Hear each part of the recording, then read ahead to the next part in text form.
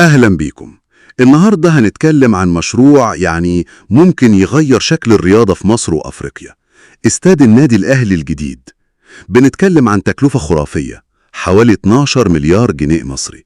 ده رقم ضخم أكيد، بيثير تساؤلات كتير. فعلا رقم كبير جدا، والمصادر اللي قدامنا بتقول إن الموضوع أكبر بكتير من مجرد ملعب كورة. دي تقريبا فكرة مدينة رياضية كاملة. بالظبط، ومهمتنا هنا إننا نستكشف تفاصيل المشروع ده.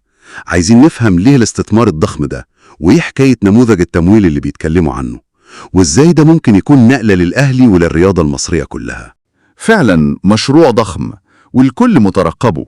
احنا معانا تحليل، حاولنا نغطي فيه كل حاجة، من أول الحلم التاريخي للملعب ده اللي هو بدأ من زمان قوي، تقريبا 1905 مع عمر لطفي، مظبوط، فكرة قديمة جدا، لغاية بقى تفاصيل المشروع الجديد خالص، التصميم، الفلوس، الحفر. تمام، خلينا نبدأ بالتصميم والرؤية العامة.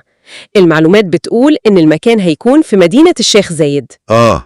وبيقولوا مش بس استاد وخلاص، لا، ده استاد بسعة 42,000، تصميم أوروبي، سقف مقفول بالكامل، حاجة حديثة جدا. صحيح، وواجهة بتنور وشاشة 360 درجة، والأهم كمان المدرجات قريبة قوي من الملعب، مفيش تراك ألعاب قوى، ده بيخلي تجربة المشاهدة مختلفة تماما، زي الملاعب الأوروبية الجديدة فعلا. هدفنا النهاردة إننا نفهم سوا إيه المميز في الاستاد ده بالذات.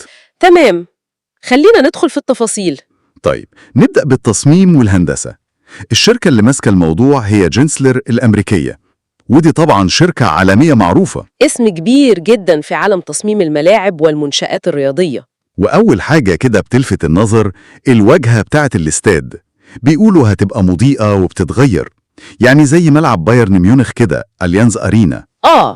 الواجهة الديناميكية دي بقت علامة للملاعب الحديثة، بتدي شكل مبهر صراحة. بس في حاجة تانية في التصميم الداخلي، بيقولوا المدرجات مش هتبقى متماثلة، مش كلها زي بعض، بالذات في الدرجة الثالثة شمال ويمين.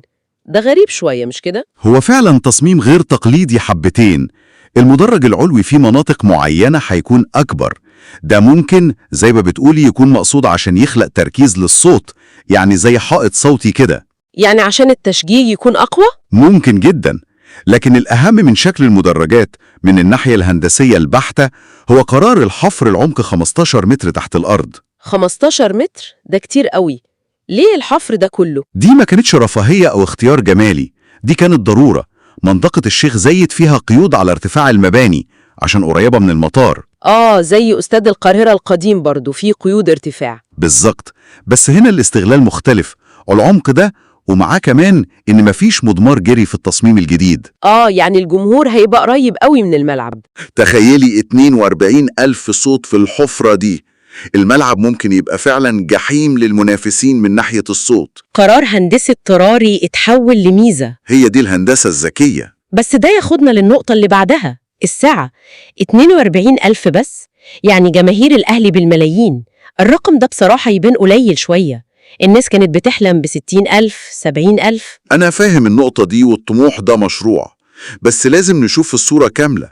عشان نوصل لسعة أكبر كان لازم نحفر أعمق بكتير، وده معناه تكلفة بناء هتتضاعف بشكل خيالي، ده غير مشاكل التهوية والبنية التحتية هتبقى معقدة جدا. رقم 42,000 ده بصراحة كان أقصى حاجة ممكنة في ظل الظروف دي، قيود الموقع والميزانية المتاحة للحفر والبناء هو نقطة التوازن.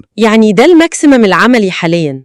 طب هل في إمكانية لتوسيع بعدين، زي ملاعب كتير في أوروبا، زي سيجما ليدونا بارك بتاع دورتموند مثلاً؟ والله التوسعة المستقبلية دايما بتكون في الحسبان في التصميمات الحديثة، بس طبعا بتبقى أصعب شوية في الملاعب اللي فيها جزء محفور. بس الأهم دلوقتي التركيز كله على تجربة المشجع جوه الساعة الحالية دي. ونيجي بقى للتجربة والمميزات الجديدة دي. أنا سمعت عن حاجات أول مرة تتعمل في مصر، شاشات دوارة. شاشات النتائج والمعلومات هتكون مركزية ودوارة، دي جديدة فعلا.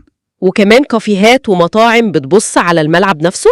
بالظبط، دي بتخلي يوم الماتش تجربة متكاملة، مش مجرد مشاهدة كورة. وكمان فصل دخول اللعيبة عن الجمهور بزجاج، بحيث الجمهور يشوفهم وهم داخلين. وحتى سمعت عن ترام داخلي جوه منطقة الاستاد لنقل الناس. ده عشان يسهل الحركة في المساحات الكبيرة للمشروع ككل. كل دي تفاصيل بترفع مستوى تجربة المشجع للمستوى العالمي. وفي فكرة كمان مبتكرة حبتين، تحويل أجزاء من الممرات اللي بتطل على الملعب لأوض فندقية. دي نقطة ذكية جدا لاستغلال المساحات. بدل ما الممرات دي تبقى مجرد ممرات، أجزاء منها تتحول لغرف فندقية لها إطلالة حصرية على الملعب. ده بيزود العائد المادي من غير ما يأثر على عدد الكراسي المتاحة للجمهور. كل ده ممتاز فعلا، بس السؤال الأهم يمكن، الفلوس دي كلها جاية منين؟ المشروع ده بمليارات، إزاي الأهلي بيموله؟ هنا بقى ندخل في النموذج المالي للأهلي يختاره، وهو مختلف شوية عن المعتاد. اللي هو؟ الأهلي ماشي بنظام اسمه الإيجار التمويلي. الفكرة ببساطة إن شركة استثمار اللي هي بيلتون في الحالة دي هي اللي هتمول الجزء الأكبر من تكلفة بناء الاستاد نفسه، حوالي 4 مليار جنيه، يعني تقريباً 80% من التكلفة. وفي المقابل؟ في المقابل الشركة دي هتاخد حق انتفاع وإدارة للاستاد لمدة حوالي 25 سنة. يعني مش زي أرسنال مثلا لما بنى ملعبه الجديد أخدوا قروض ضخمة وده أثر عليهم؟ بالظبط. أرسنال أخد قروض وده سبب لهم مشاكل سيولة وأثر على قدرتهم الشرائية للاعبين لسنين طويلة. كل نادي بيختار النموذج اللي يناسب ظروفه وأولوياته. هنا هي الحفاظ على السيولة المالية للنادي حالياً. الأهلي بيتجنب إنه يدخل في دوامة ديون ضخمة ممكن تكبله وتأثر على دعم فريق الكرة اللي هو أهم حاجة عند النادي وجماهيره. يعني بيضحي بعوائد مباشرة من الاستاد دلوقتي عشان يحافظ على قوة الفريق؟ مظبوط. العوائد المباشرة من الاستاد في أول 25 سنة هتكون أقل للأهلي، لكنه في المقابل بيبني الصرح الكبير ده من غير ما يمس ميزانية الفريق، وبعد 25 سنة الاستاد بيرجع له بالكامل بكل عوايده. ده قرار استراتيجي بحت. والمشروع نفسه على مراحل، يعني الاستاد ده المرحلة الأولى وهيخلص خلال 4 سنين تقريباً، وشركات المقاولات غير شركة التمويل. طبعا دي مشاريع عملاقة بتبقى معقدة كده، وتكلفة بناء الملاعب الحديثة بقت بصراحة أرقام فلكية على مستوى العالم كله. يعني حتى نادي زي ريال مدريد اضطر ياخد قرض ضخم بمئات الملايين عشان يطور ملعبه، وهيسدده على 30 سنة تقريبا. ده يوضح حجم التحدي المالي فعلا. أكيد. يبقى لو حبينا نلخص اللي قلناه النهاردة، استاد الأهلي الجديد مش مجرد ملعب وخلاص، ده مشروع وراه تصميم معماري وهندسي ذكي جدا بيستغل القيود عشان يعمل ميزة، تمام زي موضوع الحفر والأجواء الصوتية. والسعة بتاعته مدروسة بعناية عشان توازن بين الطموح الجماهيري والتكلفة والواقع الهندسي. والنموذج المالي كمان نموذج مبتكر بيحط أولويات النادي الرياضية واستقراره المالي في المقام الأول. كل دي عوامل بتخليه مشروع فريد من نوعه، وده بيخلينا نفكر في سؤال للمستقبل كده: هل النهج ده اللي بيجمع بين تصميم متقدم يخلق جو خاص وتركيز على تجربة المشجع بكل تفاصيلها مع استراتيجية مالية غير تقليدية، هل ممكن ده يبقى هو النموذج الجديد لبناء ملاعب الأندية الكبيرة في منطقتنا؟ سؤال مهم جدا، والأيام الجاية هي اللي هتجاوب عليه. بالتأكيد هنتابع ونشوف.